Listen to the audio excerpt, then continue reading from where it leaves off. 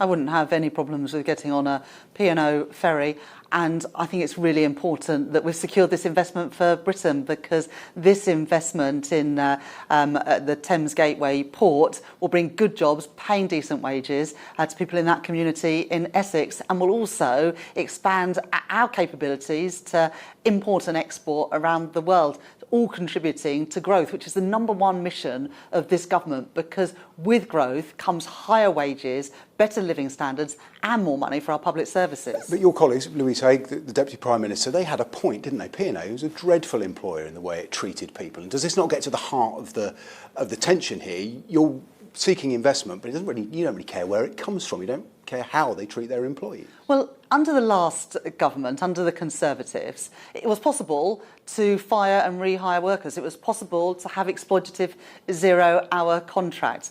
We're ending that, and that's what the legislation that we published last week to make work pay was all about. But the people I blame are the previous government who allowed those loopholes to exist. We're closing those, and every company investing in Britain, creating jobs in Britain, will have to abide by those new rules as part of our Make Work Pay legislation.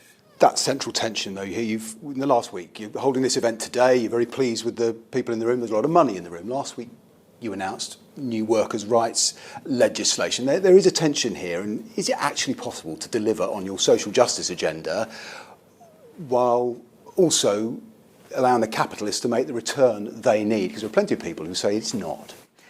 Well, we're able to unlock today more than £60 billion worth of investment into the UK. What does that mean? It means 40,000 new jobs in Britain, paying decent wages, more money in the pockets of working people, high streets regenerated, new opportunities for young people to get skilled up and build careers.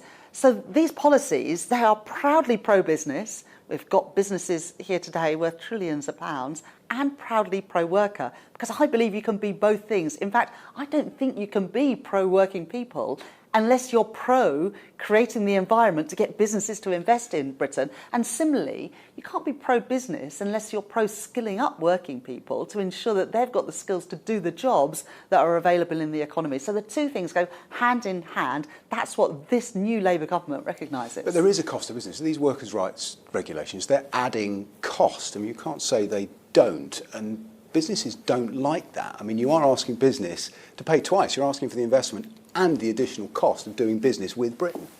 Well, we put forward that legislation last week, and today businesses are announcing combined investments of more than £60 billion. And what we saw when we published that legislation last week was many businesses welcoming it, many businesses saying we already do this and more. And so I think we've got the balance right in that legislation.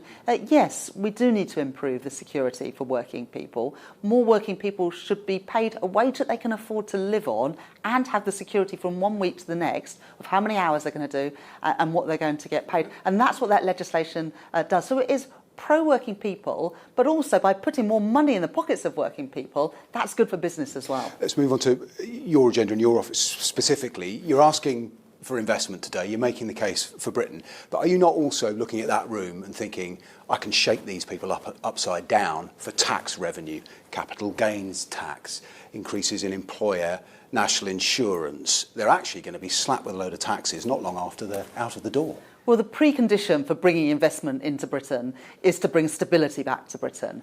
And what so many businesses say to me, not just today, but whenever I meet them, is that over the last few years, the lack of stability around policy making, the lack of stability in our financial and fiscal position as a country deterred investment in Britain. And so I know what businesses want to see in the budget is bringing that stability back to the UK economy. Everybody knows that the inheritance left by the last government is dire. Dire in terms of the state of our public services, but also dire in the state of our public finances. We've got to secure and stabilise our public finances whilst also continuing to provide an environment for business that makes it worthwhile them investing here. We've talked about tax, we've talked about borrowing. The other bit here is cuts. You're probably going to have to. The Prime Minister used an interesting phrase just now. He said the public services will enjoy the tough love of prudence. That sounds like cuts. Are you going to be cutting departmental spending? Well, I've been straightforward that there's not going to be a return to austerity under this. Is there a government. difference between But there will prudence and be- austerity? Prudence is about getting value for money for taxpayers. That's what taxpayers rightly expect. But it's not something they've had for the last few years. With money given to friends and donors of the Conservative Party, money doled out in contracts that didn't deliver for taxpayers, I'm going to get a grip of that. Every pound of taxpayers' money spent should be treated with the same respect that taxpayers treat their own money. That's what you'll get from me as Chancellor. Prudence, so that we can secure strong public services and strong public finances.